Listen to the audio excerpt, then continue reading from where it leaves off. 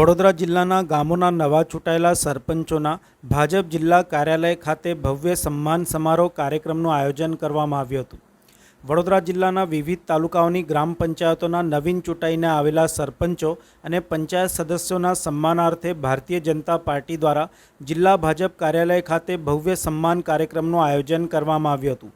આ વિશેષ કાર્યક્રમમાં ડભોઈના ધારાસભ્ય શૈલેષભાઈ મહેતા, વાઘોડિયાના ધારાસભ્ય ધર્મેન્દ્રસિંહ વાઘેલા, પાદરાના ધારાસભ્ય ચૈતન્યસિંહ ઝાલા, જિલ્લા ભાજપના પ્રભારી રાજુભાઈ પાઠક અને વડોદરા જિલ્લા પ્રમુખ રસિકભાઈ પ્રજાપતિ ઉપસ્થિત રહ્યા હતા।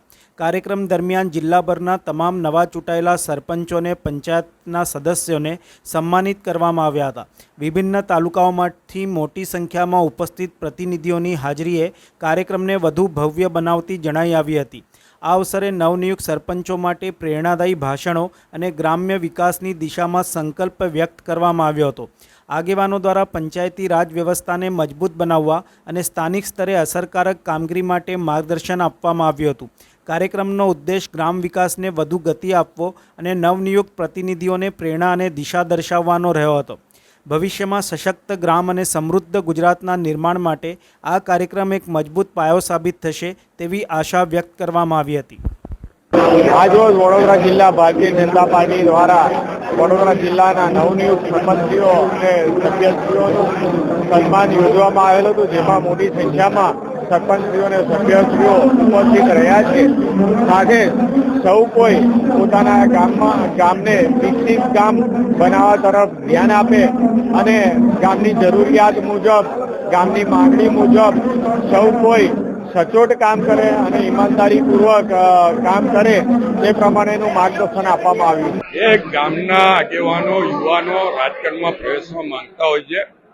સરપંચનો ઇલેક્શન કે ગ્રામ પંચાયતના વોર્ડનું ઇલેક્શન એ પહેલું પગથિયું અને એ લોકોએ જે શરૂઆત કરી છે, આગળ એમની કારકિર્દી માટે એ લોકો પ્રજાલક્ષી કામો અને પોતાના ગામના વિકાસના કામો કરે એવી એમને શુભેચ્છા પણ પાઠવી છે, અભિનંદન પણ પાઠવ્યા છે અને જ્યાં એમને સરકારની જરૂર હશે, ધારાસભ્યોની જરૂર હશે, અમે એમને સંપૂર્ણ સહકાર આપીશું અને માર્ગદર્શન આપીશું। જનરલી ક્વોલિટી જ કામ થતા હોય છે, પણ થોડું 19-20 પણ ના થાય એની કાળજી રાખવાની એમને। વડોદરા જિલ્લાની અંદર અને ગુજરાતભરની અંદર હમણાં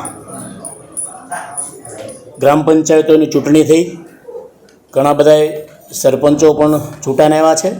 એટલે ભારતીય જનતા પાર્ટી વડોદરા જિલ્લા વતી જે સરપંચો ચૂંટાઈને આવ્યા છે એ સૌ સરપંચોનું સન્માન ભારતીય જનતા પાર્ટી વડોદરા જિલ્લા દ્વારા કરવામાં આવ્યું છે, રાખવામાં આવ્યું છે અને ભારતીય જનતા પાર્ટી સાથે તમામ સરપંચો આજે ઉપસ્થિત રહેવાના છે અને આ સન્માનના કાર્યક્રમની અંદર અમારા પ્રભારી શ્રી ભાઈ શ્રી રાજેશભાઈ, અમારા સાંસદ, અમારા ધારાસભ્યો અને પાર્ટીના સૌ હોદ્દેદારો સૌ ઉપસ્થિત રહેવાના છે અને હમણાં જ અમારો સન્માનનો કાર્યક્રમ ઉપર શરૂ થવાનો છે। ત્યારે આપ સૌ સરપંચ ભારતીય જનતા પાર્ટી સાથે સંકળાયેલા છે, જોડાયેલા છે અને અમારા જેટલા પણ સરપંચો ચૂંટાયા છે એમનું આજે અમે સન્માન કરવાના છે।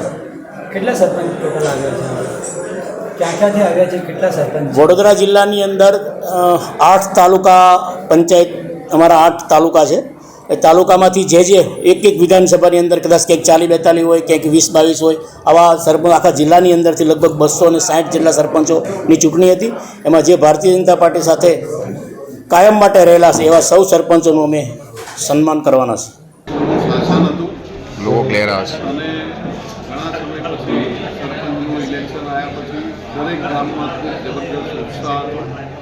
ભારતીય જનતા પાર્ટીની વિચારધારાના મારી વિધાનસભામાં તમામ સરપંચો જે લડ્યા એ તમામ ભારતીય જનતા પાર્ટીની વિચારધારાના અને ખૂબ મોટા માર્જિનથી ભારતીય જનતા પાર્ટીની જીત થઈ છે અને દરેક સરપંચોને મારી એક અપીલ છે આપના માધ્યમથી કે માનનારો કર્યા વગર ગામનો સર્વાંગી વિકાસ કરે અને ગોકુળિયું ગામ નંદનવન બનાવે એવી આજના દિવસે દરેકને હાર્દિક શુભકામનાઓ પાઠવું છું। આપ સૌ જાણો છો, લોકશાહીમાં પાયાના સ્તંભ એટલે કે ગ્રામ પંચાયતના સરપંચની ચૂંટણી।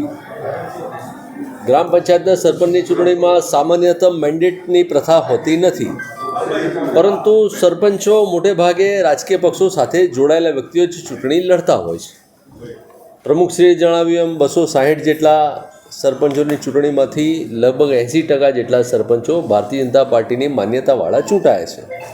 બાકીના કેટલાક સરપંચો પણ ભારતીય જનતા પાર્ટીમાં જોડાવાની ઈચ્છા પ્રમુખજી સાથે અને અમારા સૌ આગેવાનો પાસે વ્યક્ત કરી છે.